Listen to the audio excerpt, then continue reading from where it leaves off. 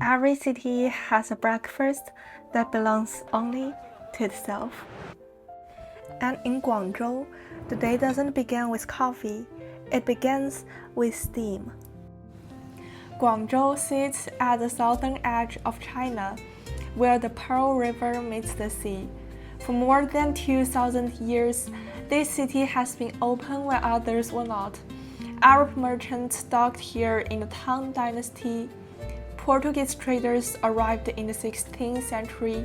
For nearly 100 years during the Qing, it was the only port in China permitted to conduct foreign trade. The world came through Guangzhou, and Guangzhou absorbed all of it. But some things this city kept entirely for itself.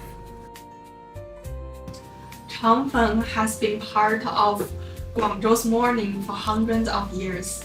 The story goes back to the Tang Dynasty, to a small town in southern Guangdong called Luoding. Buddhist monks at the Longkan Monastery had been making a steamed rice cake. Thin, flat, seasoned with oil and salt. The recipe was simple but necessity. Rice was abundant, everything else was not. Over centuries, the dish traveled east along the river into the tea houses of Guangzhou's Xiguan district, into the hands of vendors who sold it on the streets before dawn. The name Changfen, literally intestine noodle, likely came from the way the thin rolled sheets resembles the folds of a pig's intestine. Not elegant, but accurate. What I find remarkable is not the name or the origin story. It is this, a dish that began as relief food made during drought, distributed to the hungry, became one of the most refined things on a Cantonese breakfast table. Rice, water, steam, and 2,000 years of patience. The recipe is almost nothing. Rice, water, steam, that's it. In less than 2 minutes, something liquid becomes something you can fold, roll, eat with chopsticks. No flour, no fermentation, no kneading. And whatever that transformation is, it creates one of the softest textures I've ever put in my mouth. This is Changfen.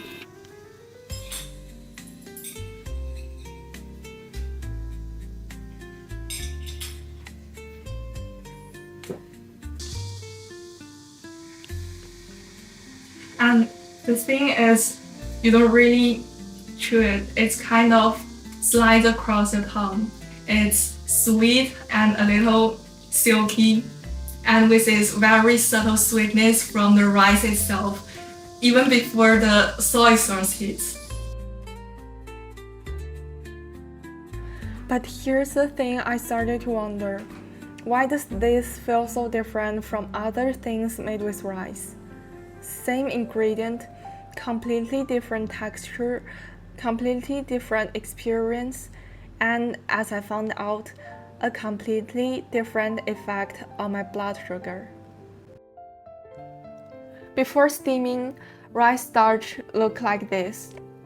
Tight, compact, almost crystalline, your digestive enzymes have a hard time getting inside.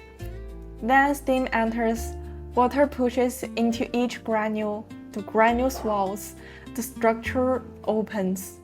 What was once locked is now fully exposed. Your enzymes can reach everything, and that means glucose enters your blood much faster than it would from a bowl of rice. This process has a name, starch gelatinization. So I tested it. 150 grams, nothing else, no drinks, no side dishes, empty stomach. 20 minutes after I started eating, my glucose was already climbing.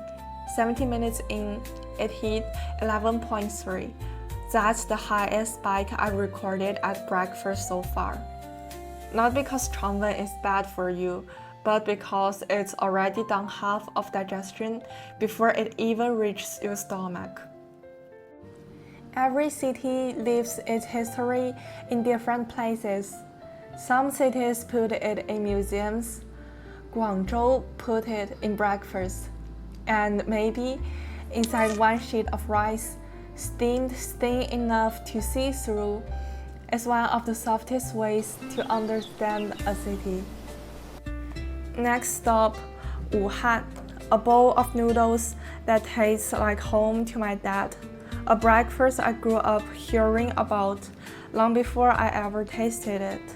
Next meal, next reaction, next curve.